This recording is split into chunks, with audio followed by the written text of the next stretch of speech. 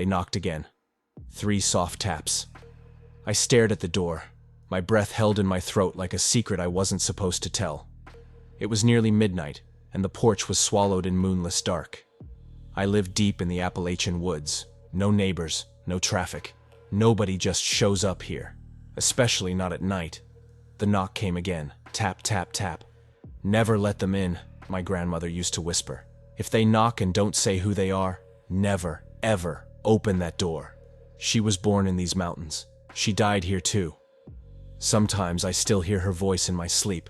Sometimes I think I never stopped hearing it. "Let me in."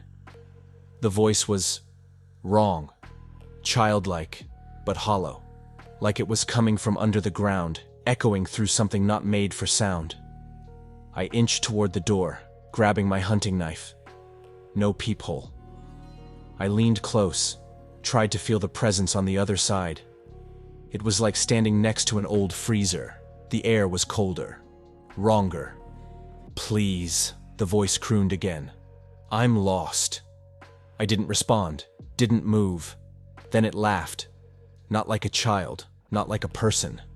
It was a dry, rattling clatter, like bones shaking inside a wooden box. When I was a kid, my grandmother told me stories, ones that no one else seemed to remember, about things that wandered after dark. They looked like us, sounded almost like us, but they weren't us. She called them the echo folk. "They come in pairs," she said. "One distracts, one gets in. Never let them in, never speak to them, never let them speak your name." I didn't remember those stories until the second knock came from the back door. Jacob. That was my name. No one knew I was out here. I hadn't told a soul where I was going. My phone had been dead since yesterday. I'd come out to disconnect, to be alone. I backed away, nearly tripping over the old rug. The windows began to breathe, fogging and unfogging like something was exhaling through the glass. That sound again. The rattling laugh. Then I saw it. Through the narrow crack in the front door. A face. But it wasn't a face. It was a smear of features, stretched across something too long, too thin, too hungry. I ran to the mirror over the fireplace, an old habit from childhood. Grandma said they hated mirrors. I wanted to see myself, to be sure I was still me. My reflection was still. I wasn't. I lifted my hand. The reflection didn't. It smiled. The windows shattered all at once. The walls moaned, not creaked, moaned, like something ancient and rotten had wrapped itself around the house and squeezed. They were inside now. I didn't let them in, but I didn't stop them either. I saw shapes, crawling, jerking, wearing faces they had taken from memory. My mother, my old dog, my dead brother. All wrong. All wrong. They surrounded me. "We only come to those who forget," one said. "We were invited," said another. "And now you will feed us," they all said together, with my voice. I don't remember screaming. I just remember the feeling of my face being peeled away like old wallpaper. I'm outside now. I stand on the porch. It's almost midnight. And I knock. Tap. Tap. Tap. They tell you death is silence. It's not. It's the sound of scraping teeth on wet wood. It's the hiss of breath that's not yours, taken through lungs that don't belong to anything living.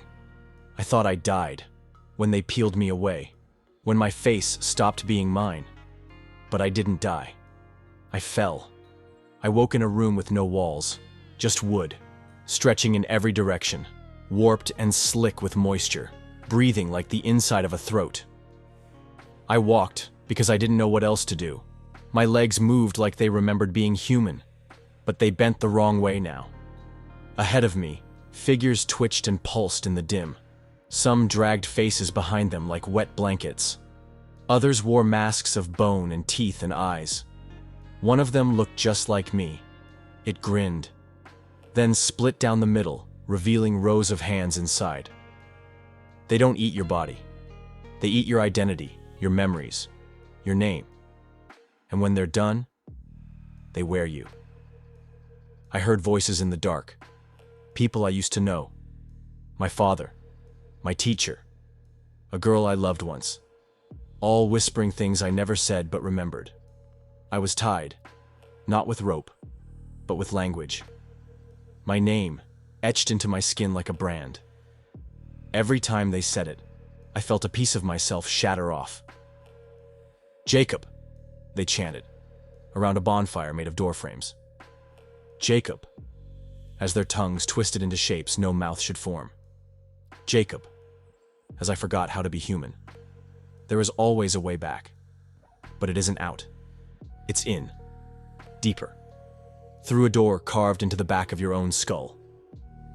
I felt mine open, a hinge cracking just above my spine, and saw a hallway spiraling inside me, lined with every regret I ever had. They didn't follow me. They were waiting for me to get there on my own. Inside, I found a mirror again. This one didn't reflect. It absorbed. I stepped through. I don't remember how I returned, only that I did. I woke in the woods, barefoot, face caked with something dry and black. My cabin was behind me, windows broken, door open wide like a mouth still screaming. But I was inside again. Or was I? Because when I looked in the mirror over the fireplace, the reflection blinked before I did. And then it whispered, "Let them in. It's been days. Or weeks. Maybe longer."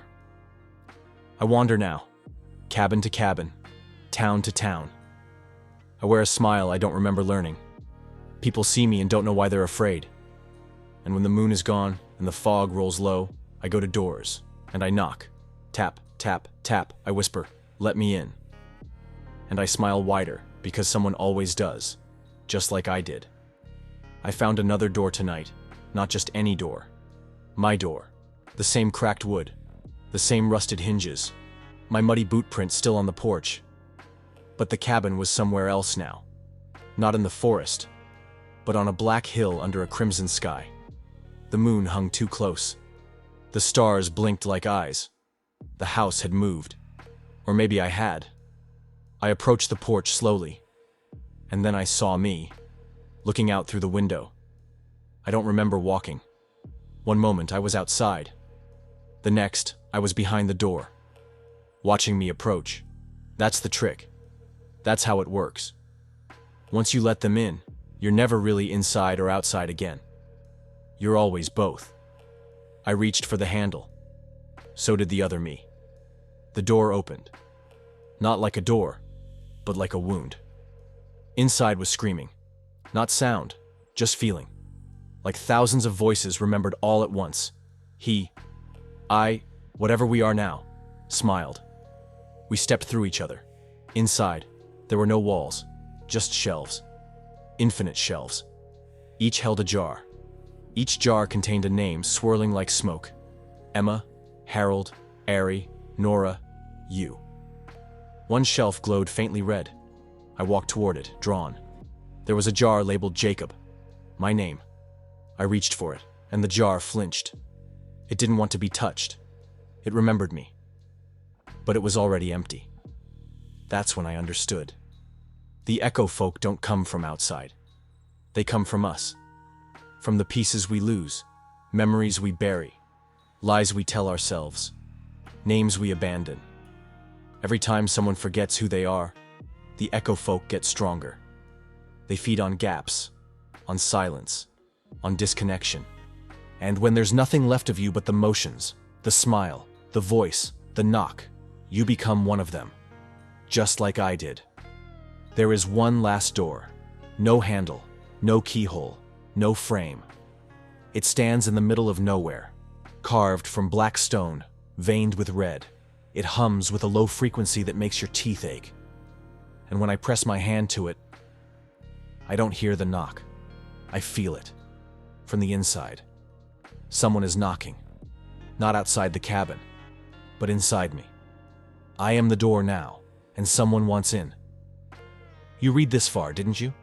You followed my voice. And now, you hear it, don't you? That soft sound. Tap. Tap. Tap. Don't turn around. Don't look at the window.